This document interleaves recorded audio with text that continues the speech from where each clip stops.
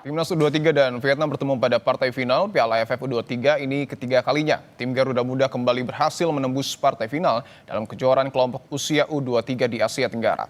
Pelatih Herald Vandenberg bertekad meraih kemenangan dalam waktu normal 90 menit. Apa yang harus dimanfaatkan skuad Garuda Muda untuk bisa meraih trofi Piala AFF U23? Kami akan membahasnya bersama analis sepak bola Bung Roni Pangemanan. Bung Ropan, selamat petang. Selamat petang, Mas Ya, Vito. Bung Ropan, pelatih Gerald Vandenberg ingin menang dalam waktu 90 menit. Apa yang harus dilakukan nanti malam? Kalau ingin menang dalam 90 menit, saya pikir ya harus ada gol, paling tidak di babak pertama. Itu yang menjadi kesulitan bagi pemain-pemain kita kan, karena penyelesaian akhir atau finishing touch itu dirasakan memang sangat kurang dan itu dikeluhkan oleh Gerald Vandenberg. Tapi saya pikir setelah Raven bisa membuat gol balasan ke gawang Thailand di semifinal, artinya ini ada motivasi berlebihan juga dari Raven kalau dia dimainkan dengan kondisi yang bugar untuk berada di depan, kan itu menjadi harapan bagi Gerald Vandenberg. Jadi mereka harus bisa memanfaatkan peluang sekecil apapun di depan gawang, harus bisa menjadikan gol. Pemain-pemain di lapis kedua atau di second line juga harus berani untuk melakukan tembakan-tembakan ketika Raven dalam pengawalan terisolir dikawal dengan ketat oleh pemain-pemain belakang Vietnam. Inilah tugas dari pemain Robbie Darwish, Kaditana atau Raihan Hanan, atau sekarang ada Arkan Fikri. Mereka harus banyak melakukan lepas tembakan dari luar kotak penalti dengan terarah. Karena ini harus kita lakukan berulang-ulang. Permainan juga harus sabar, ya, tenang, jangan terburu-buru juga ketika kita menguasai bola atau menguasai permainan. Jadi kalau itu dijalankan dengan baik, saya pikir bahwa pertama kita bisa mendapatkan gol, karena memang kita bisa melihat back-back dari Vietnam sangat kuat, sangat disiplin dalam menjaga daerah dan menjaga lawan, begitu Mas. Tapi kalau kita lihat pada saat pertandingan semifinal melawan Thailand, serangan balik Thailand ini cukup berbahaya bagi Indonesia. Bagaimana kemudian harus antisipasi, terus menyerang, mencetak gol, tapi juga pertahanan ini tidak longgar? Ya, pertahanan kita jangan terlalu tinggi ya, garis pertahanan kita. Harus berhati-hati, belajar dari pertandingan menghadapi Thailand.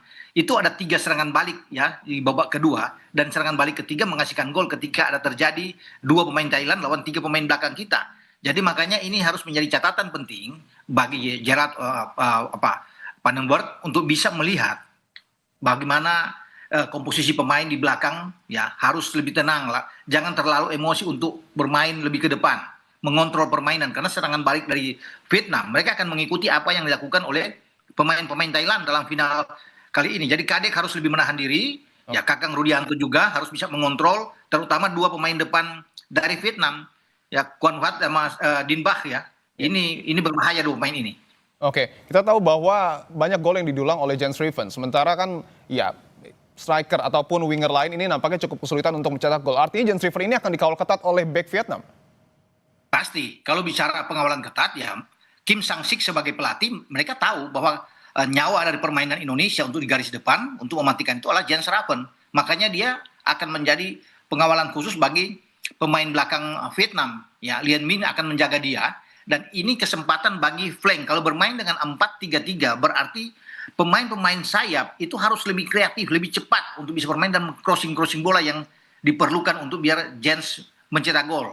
Atau ketika Jens mendapatkan pengawalan, nah makanya saya bilang muncul dari lini kedua yang harus lebih kreatif untuk bisa memanfaatkan setiap peluang untuk menjadikan gol.